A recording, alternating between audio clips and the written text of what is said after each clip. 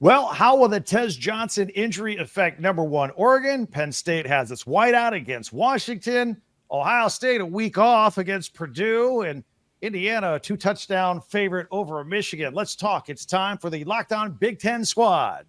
You're talking ball with the Big Ten Squad. From USC to Ohio State, from Michigan to Oregon, from Nebraska to Washington, it's the local experts of the Locked On Podcast Network bringing you scoops, breakdowns, and the most comprehensive preview of the upcoming Big Ten weekend. No hurt feelings and thin skin allowed.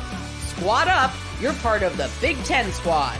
Welcome to the Big Ten Squad. Just sit back and enjoy. I'm Craig Shemon, host of Locked On Big Ten, and we're going to shoot the breeze and get ready for another big weekend of college football around the Big Ten. Today's episode is brought to you by FanDuel.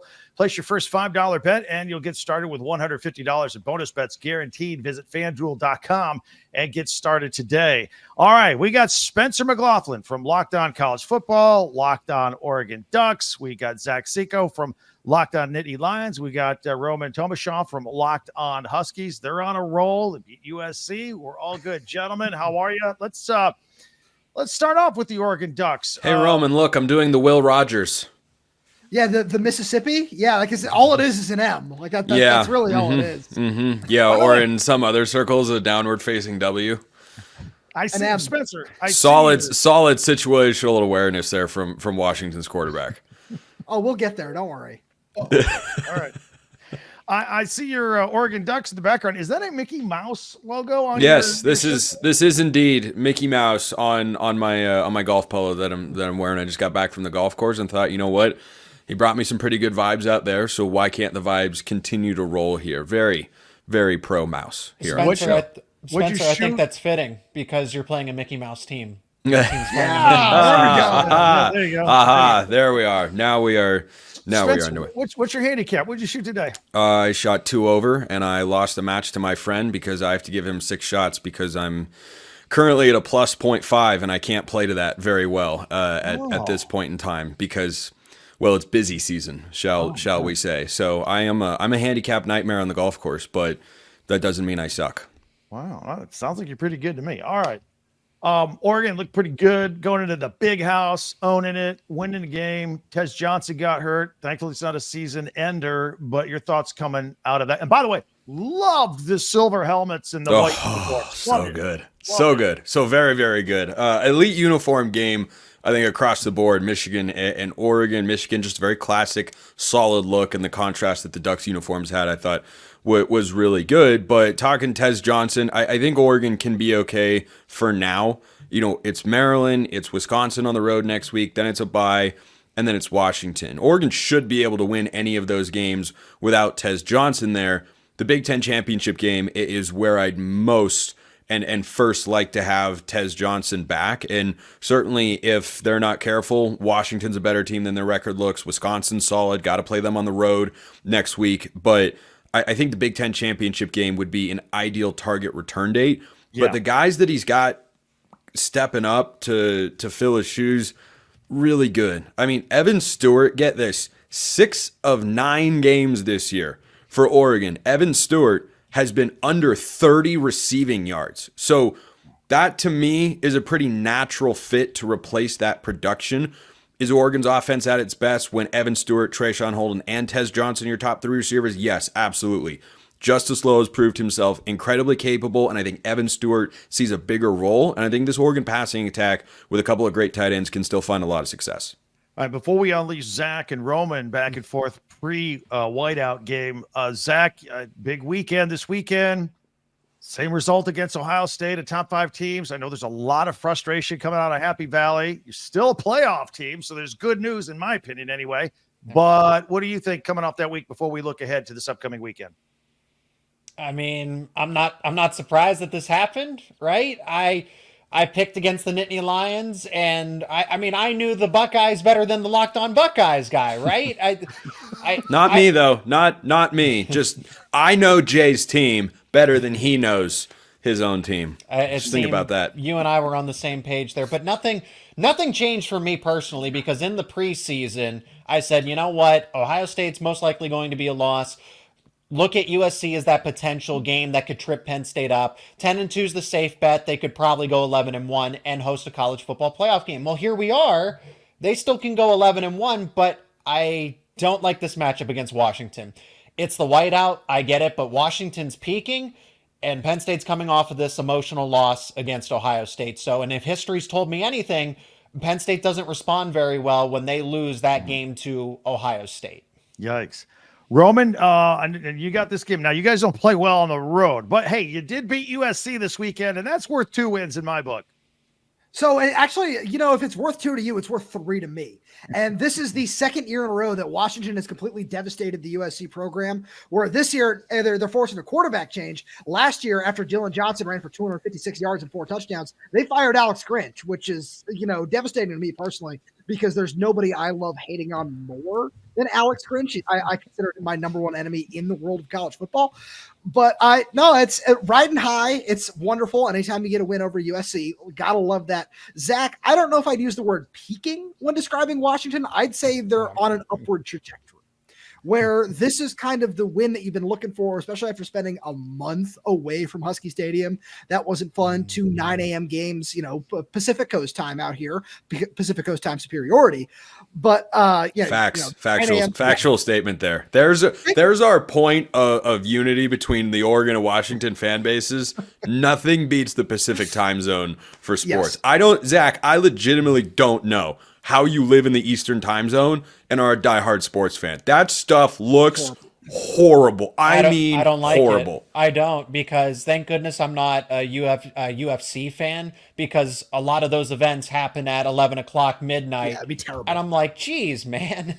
So it's great for the West Coast, but East Coast, you better have a late bedtime. Rutgers, I think, kicked off against USC 11 Eastern time. Like, are Scarlet Knight fans recording the game, staying up late? I honestly don't know. Also, speaking of peaking, I haven't had dinner yet, and my mind went straight to Peking duck, which is a really solid dish in Americanized Chinese cuisine. I presume it's actually in China as well. I haven't been before, but I just thought I would share that for no particular reason. I actually have a question on that front as well. As the Oregon guy, why are you gonna talk about cooked duck? That just seems like a bad omen. Like I have a commercial that does the same thing right now that we see. Yeah, that's what I was thinking of. There is something that I have discussed on the show before, and that's that I have a love of food, and I have to be completely honest. Duck, when prepared properly, is very good. It's very good, and I mean, it pains me to say that. I wish it was terrible and I could crap on, but I got to tell you, the crispy you are duck, the duck expert. You're the duck expert. The crispy duck at the Lotus of Siam in Las Vegas is maybe the greatest individual thing I've ever eaten. All right, let's get back to football. I love Craig. Just like he doesn't know where we're going. That's every week around here. Listen, as long as you're talking about mascots, I don't know about eating them or not, but as long as we have Zach here, I've always wanted to ask about the Penn State Nittany Lion mascot. It looks like it was stuffed in somebody's attic for 70 years and dragged out. We need an upgrade. They just made an update to the suit for what it's worth. I don't know about a change to the mascot per se. Did they update the offense while they were at it? Oh. No. Well, hey, it looked good up until they played a top 5 defense. So yes, because I will stand by the fact that Andy Kotelnicki gets you wins against, West Virginia, Illinois, and USC. A Mike Yurcich offense does not. Why are we not using Tyler Warren when we're on the 3-yard line? That's a mystery to me. Because he just ran for 40 yards. I get maybe on 3rd or 4th and goal, but on those first 2 plays, I wouldn't be surprised if the man is gassed at that point in the 4th quarter. Is he Anthony Richardson now? He's asking out because he's tired. He got 17 catches and 224 yards against USC. Like they have utilized him. Hindsight's 2020. Bo Prabula should have been in there, honestly. Out of all players that wasn't used, he was fresh. Tyler Warren just ran 40, 50 yards on the play before. I'm not surprised that they didn't give him the football right away. And then Ohio State covered him on those follow-up plays. Let's be real. Tyler Warren could have a completion percentage in the NFL that rivals Anthony Richardson's. That's 100%. What, absolutely. 5 for 23 for Anthony Richardson? Somewhere Brandon Olson is just dying to get me kicked off of this network. The veins are popping out of his forehead right now. Yeah. All right. We're just warming up. We got a lot of other games to talk about. And I want to ask these guys about TV times because there may be a built-in disadvantage for the Big Ten. I'll explain that when we continue in another minute on the Locked On Big Ten squad. Hang tight. Robinhood. I'll tell you about Robinhood. Robinhood Gold. You don't need a silver spoon to eat up the financial favors of the 1%.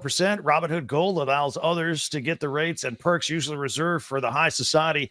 Now, the resourceful individual with Robinhood Gold can earn the very liberal rate of 4.5% APY on uninvested cash and be rewarded with a handsome 3% retirement boost on an IRA account. Robinhood Gold provides the privileges of a high net worth to any net worth. These generous benefits are now available for only $5 a month. The new gold standard is here with Robinhood Gold. Sign up at Robinhood.com/gold. Terms apply. For product-specific disclosures, visit Robinhood.com/gold. Investing involves risk. Rates may change. Gold membership is offered by Robinhood Gold, LLC. And get ready to tackle NFL action, of course, with FanDuel, America's #1 sportsbook, because right now new customers can get $5 or can bet $5 and get $150 in bonus bets if you win. The FanDuel Sportsbook app gives you everything you need to place live bets on the NFL all in one place. So you get a hunch, want to look up some stats, want to see live scores. It's all on the same page where you place your bets. Visit FanDuel.com to join today. You'll get started with $150 in bonus bets if you win your first $5 bet. It's FanDuel.com. Never waste a hunch and make every moment more with FanDuel, an official sportsbook partner of the NFL. That's FanDuel.com. As we continue with the squad, I want to ask you guys, because obviously with Penn State and Washington playing the whiteout game this weekend. Look, I think Penn State would have preferred the Ohio State game be under the lights. The whiteout game, they have to settle for this one because of the Fox contract, and Fox's niche is the big noon kickoff. And let's talk about that a little bit. Actually, we'll start with Spencer, then we'll come back down to you guys. And because I talk about this on my radio show all the time. It's like the Big Ten has this marquee games at noon. It's not in prime time. The ratings aren't usually what they should be. This weekend, by the way, it's Purdue at Ohio State. Help us with that. That'll be a low-rated game. But I think the number's 38 points on that one. But what do you think? You know, we got NBC, Big Ten Saturday night. The SEC's playing at night. Sometimes we have a good 3:30 game, but a marquee game usually at noon. Spencer, you have any thoughts on this? I mean, this is the way it's going to be. That's where the money goes. Well, first of all, 37.5. We shouldn't even be talking about it on this show, let alone be the big noon kickoff game. Like, are analysts going to sit there with a straight face and talk about this game and say, here's how Purdue can keep it close? The Boilermakers have really done some nice things. No, they haven't. They're just bad. They stink. They're trying to figure out a lot of different things right now.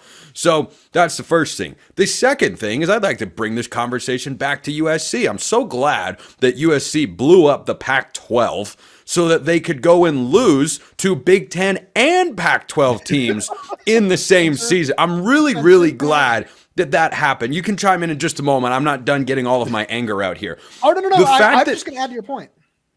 I would very much hope so. But like the fact that like USC has put us in this position. UCLA wasn't dying to leave the Pac-12. They went along for the ride. USC wanted to leave because they were too good for the league. And but look, Lincoln Riley has proved unequivocally that he can suck in any conference as the Trojans head coach. And that we should commend him for. All right. Spencer, all I want to add to your point is, can you say a little bit louder that USC killed the Pac-12? One other thing that you and I can agree on the Oregon-Washington thing here is that Oregon and Washington did not do this. Oregon and Washington are not like the perpetrators of all this. Oregon and Washington said, we need to survive because of what USC did. And I feel like that gets lost in all of this. And that's just something that is the most frustrating part of all of it. Roman, anyone that comes at you with a remark of Oregon and Washington are just as responsible for killing the Pac-12 as USC, just send them my way and I'll try to set them straight. And if I can't, that's where the mute button comes into play. Because this is just clear and obvious based on everything that has been reported. I don't know if there's anyone that has talked about this at this network as much as myself and probably Drake 12 Locked On Big 12. Like, this is how it happened. That is true, but everybody benefited because of it. Oregon's making more money. Washington is making more money. USC and UCLA are making Oregon's more actually money. not making more money right now. Really? Follow up on that. I thought they were. No, Oregon and Washington are getting half shares of the media rights contract. So for the next 5-6 years, that's still more than the Pac-12. The Pac-12 was offering $30 million per season. The Pac-12 is going to get $30 million a year, and so for the next 5 years, that'll go up by $1 million per year, and it's like $31 million this year. Which I'm here to tell you, for Oregon and yes, for Washington as well, that is a drop in the bucket. That is not making any discernible difference in what their operating expenses are across all of their sports, paying coaches, NIL, everything like that. That's not making a huge dent. Once it becomes a full share, then you will say, okay, this is now a sizable financial difference. But I'm noticing that the other schools are getting that money. Oregon is not getting that money yet, and yet Oregon is the current favorite to win the Big Ten in spite of that. It's almost as if there were other factors at play. But USC was too good for the Pac-12. They wanted to go show that they were ready for the Big Ten, and they are definitely not. Even though I believed in them this year. I thought they were an 8-9 win team with a really difficult schedule, and Lincoln Riley's offense is just a complete dumpster fire right now. Yeah. I hate to be the boring one in all of this, but it has to do with more than just football. Right. That was an athletic department trying to cash in on more than just, we need to leave the Pac-12 because Lincoln Riley, he can go win in the Big Ten. That had nothing to, that was they saw a double of their payday in the Big Ten Conference, and we're like, we're stupid if we pass up $70 million per season as opposed to $30 million. I would do 10 times over what USC and UCLA did. Yeah, nothing like getting more money so that you can pay for those long charter flights to lose to Minnesota and Maryland. That's just what college athletics are all about. Is Lincoln getting fired? It seems like the hottest seat. In fact, I did that today. His buyout is $88 million. No, I as crazy as this sounds, I do still think he can right the ship. But I think it was Matt Leinart. It might have been a different past USC quarterback, maybe Max Brown, say that he went to USC. Yeah. Both of them did. Yep. Yeah, so I got the Leinart part. I was just double checking. I don't know why that thought popped in my head. But anyway, the point that was made was the 2022 season was the worst thing that could have happened to USC. And it absolutely was. Because they went from 4-8. That was Max Brown. They went from 4-8 to 11-1. And if they had beat Utah in the Pac-12 title game, they were going to make the playoff. And then they lost that game. They lost the Cotton Bowl, and it's been a spiral from there. But if they hadn't had that season, the expectations wouldn't be there. But the expectations are there, and I think it didn't really allow people to understand this is a long-term rebuild to get where they need to be on both sides of the ball. Yeah. And so I think that the expectations combined with keeping Alex Grinch sent this USC program back a few years. I do still think Lincoln Riley can get it right. He's just not doing it right now. Awesome conversation.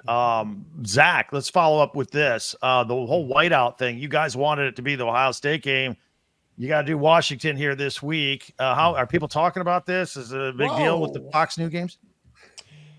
There's so many layers to this, and if we had an hour-long show, I'd be able to break it all down for you. So Fox is married to the noon kickoff spot. Like, this isn't, Fox could just move it to 8:00. They kind of made their own grave in this sense, that they say they are firm believers that we will put our best game at noon because we will have no other competition, and they're going to stand up by that for a total of 7 years, and we're going on year 2, year 3. So there's still 4 or 5 more years of this. So Fox can't just put, they don't even want the whiteout at nighttime. They can't. And Penn State's not going to compromise their ideals with where they want the whiteout game to be. So that's why there was the pseudo whiteout with Illinois, because they said, okay, we know for a fact that this is a nighttime kickoff. We don't even know if Washington's going to be a nighttime game. It might be a 3:30 game. We don't know for a fact. It ends up being an 8:00 game on Peacock exclusively. So add insult to injury on top of all of that. So Penn State's kind of juggling all these things that are completely out of their control. Obviously, Ohio State, or the biggest opponent on the schedule, is most ideal.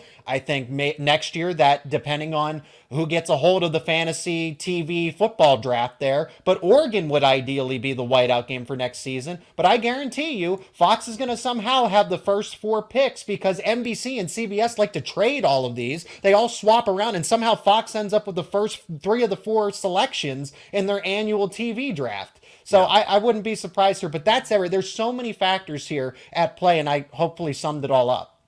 Now, Roman, you guys struggle woefully on the road, and now you got a whiteout situation. You looking forward to the game?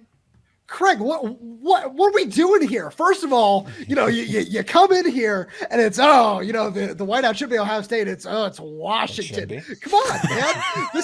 This team was in the national championship in January. Yeah, that's not the same national championship team. Don't you dare make that argument. Don't you dare. I was getting there. I was getting. Then don't say it. I don't know. Were you getting there?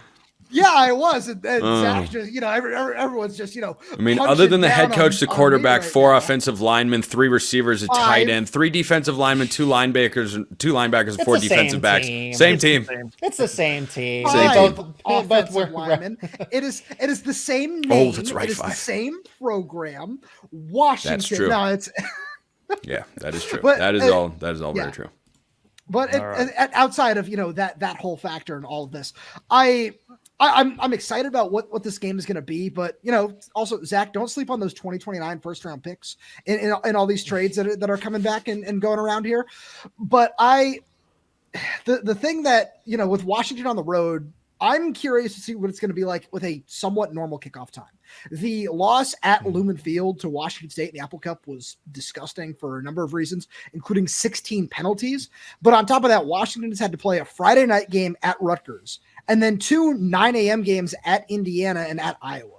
So I'm not making excuses. None of these things are excuses, but I'm personally curious what it's going to look like with a little bit more normal travel schedule. Now, Washington's still 2 touchdown underdogs. I get that. Zach and I did a fantastic crossover the other day. We got to talk about all those things. But at the same point, I think that's something that's could be a little bit of a factor. We'll see. The offensive line still has some question marks. They switched a couple pieces around, looked a little bit better against a bad USC pass rush. I'll be the first person to admit that. But I'm curious to see if that was a little bit more of a factor in something that, we talk about the multiple time zone factor of the season. I don't know. Maybe it's a little bit more than people are letting on. But again, none of those things are excuses. I just think that those are factors. Can I just say one final thing? Penn State, whiteout, Oregon uniforms. That's a combination I think I can get behind. That's pretty cool. No, you lost me at Oregon uniforms. No, hey, wear those white ones you wore to Michigan and ruin the whiteout. It'll be like a home game for you. Yeah, I'm sure the fans will get confused over there. All right. We'll have a final word on this weekend. We'll get some thoughts on Indiana versus Michigan. We don't have Jacob from Indiana or Matt from Michigan State to talk about that disaster last week, but it's all coming up in 1 minute on the Squad. Guys, you ever feel like you need a little boost in the bedroom? It's time for you to stop worrying about all that and your performance and get him so you can be confident whenever you are in the mood. No insurance is needed, and just one low price covers everything from treatments to ongoing care with hundreds of thousands of trusted subscribers. Hims can help you find the ED option that works for you. Start your free online visit today at hims.com/locked-on. That's hims.com/locked-on for your personalized ED treatment options. hims.com/locked-on. Products mentioned are chewable compound products, which are not approved by or verified for safety or effectiveness by the FDA. Prescriptions require an online consultation with a healthcare provider who will determine if appropriate. Restrictions apply. See website for details and important safety information. Subscription required. Price varies based on product and subscription plan. All right, clearly the big game in the Big Ten this weekend is the whiteout with Penn State and Washington. Also interested in Indiana, undefeated. If they beat Michigan, and it's at Bloomington this weekend, they're going to go into the Ohio State game in a couple of weeks after a bye and take on Ohio State at 10-0. Indiana's a 14-point favorite in this game. Guys, based on what we saw, Curtis Rourke came back last week with the broken thumb and the glove and 47 unanswered points by the Hoosiers. They haven't beat any ranked teams, but they're blowing people out. I think Michigan's in trouble this weekend. What do you guys think, Spencer? Why in the world is Indiana ranked behind Penn State in any poll ranking anything anywhere? I literally cannot figure it out. Here's the statistical evidence to prove the bias against that red IU logo that everybody in college football is seeing. Indiana, through 9 games this year, is beating their opponents by an average of about 33 points per game, 32.9 to be exact. Michigan last year, through 9 games, was beating their opponents by 34 points per game. They were ranked third, Michigan was, and Indiana is in the 8 range. And I think it's laughably absurd. You got to get past preseason expectations and anti-brand bias. This is just a really good Indiana team until they play a game that shows me that they're capable of playing down to the level of their opponent. I mean, their closest game was a 14-point win against Washington, and they did that with a backup quarterback. So I think that Kurt Cignetti has just got the boys rolling, and I'm not a smoker myself, but I will certainly smoke Kurt Sigs all week long. I'm a huge fan. I love this guy. Yeah, I do too. Yeah, they fell behind 10-0 at Michigan State. It's the first time they trailed all year, and then they scored the 47 unanswered. Zach, what are your thoughts? Indiana brand bias, and do you agree with what Spencer said? Penn State versus Indiana in the pecking order. I mean, I kind of expected Indiana to be ranked above Penn State. We're kind of also seeing the College Football Playoff Committee rankings come out in real time, and Penn State is 6th and Indiana's 8th. I can see an argument for Indiana to be 7th and 8th. So you're really kind of splitting hairs back and forth. Remember, Penn State did not lose to somebody they weren't supposed to. They lost to one of the top 4 teams in the country, and Ohio State only lost by 1 point to Oregon. So is this really that, they did it? Penn State took care of business everywhere, just like Indiana has. That's the only thing you can do is win. You've beaten the teams that are on your schedule. If we're looking at this Indiana-Michigan game, I personally think 2 touchdowns is too many. I still think of Michigan's defense as one of the better ones in all of the country, top 10 in terms of talent. They just don't have an offense that can help them out. If they can get a little bit creative, if they go into this trying to play spoiler, let's see how good of a coach Sharon Moore actually is. I like maybe Michigan to cover that spread, but Indiana still gets the win at home.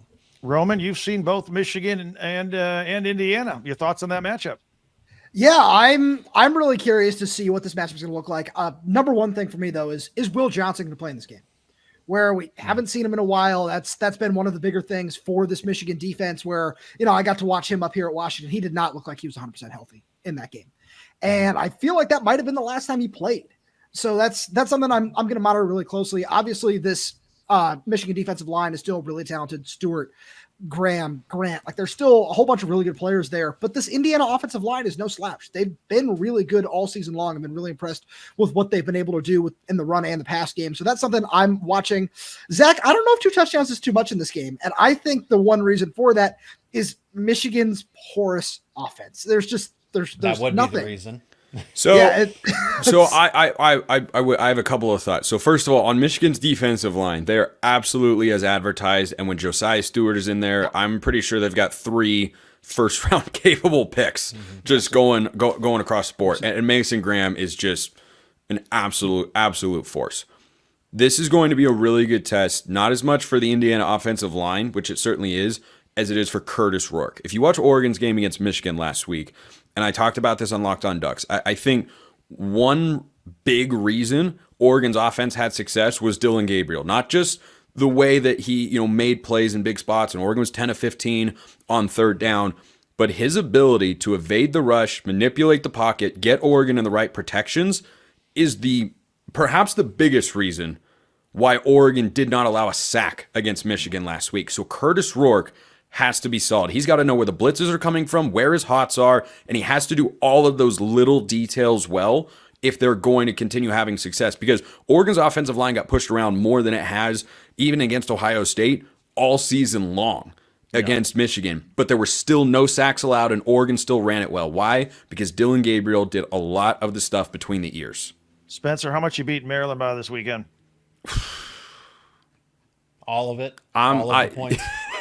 Yeah, I'd probably a lot. I mean, no Tez Johnson, but they're at home. I don't think the defense played great last week against Michigan. Davis Warren made some good throws. He looks much improved from the early part of the season. Colston Loveland's really good.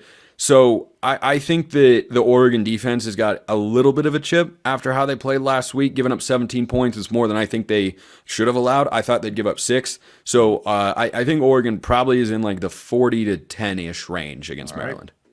Gentlemen, enjoy the weekends. And to our audience, follow these guys, Spencer, Zach, and Roman. Roman, you get a final word? Yeah, I got one thing that I just want to clear something up from the beginning of the show.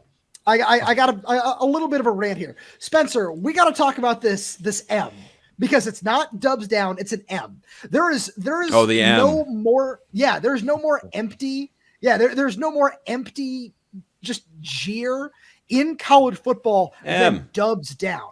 Because I have seen what horns down does to Texas fans. I have never seen a fan base cry more than just doing this to a Texas fan. That is I weird. I completely agree. More empty than that, because that's their whole thing, right? Washington fans, yeah, the dubs up, it is what it is. But dubs down does not mean nearly the same thing. And I see all these Oregon fans on Twitter that like to type Mashington like that means something with the dubs down. It's just an empty threat. I've never. Oh, you've never seen this? I've never seen. When we get off. I've never seen Mashington, but I've seen dubs down a lot. I think. I'll send you. Look, if you asked anyone in administration at Washington, hey, Will Rogers, or what do you think about Will Rogers doing this? Whether he meant it as an M or not the look that they would advise him to go for. No, but I don't think it matters, and that's the whole thing. He's doing. It's just a playful jab. Can you tell me that? Yeah, no, I know, but yeah, I just it's just a jab. Rant. No, I know. This is look. just more of a rant I've wanted to get off my chest for multiple years, and this is the perfect time to do it, because I've seen Washington fans complaining, why is he doing a dubs down? He's taking a picture with Woody Marks, who he played with at Mississippi State. Who cares? Like, it's empty. That's all it is. He is doing an M for his buddy at Mississippi State. I'm sorry, Craig. I had to get that off my chest, because it's frustrating to see that, because nobody cares. Nobody who is actually a Washington fan thinks that dubs down means anything. Hey, we don't apologize for anything on the squad. Good job. I'll give you this symbol. Peace out, everybody. You guys do a great job. Tell the audience to listen, subscribe to these guys here. Locked On College Football, Locked On Ducks, Locked On Nittany Lions, Locked On Huskies. We're here each and every week. Follow and subscribe to your favorite Big Ten team here as we cover your favorite team every day throughout the season. Don't forget, I'll have you covered with the entire conference with Locked On Big Ten, part of the Locked On Podcast Network, your team every day. I'm Craig Shemon. We'll talk to you next time.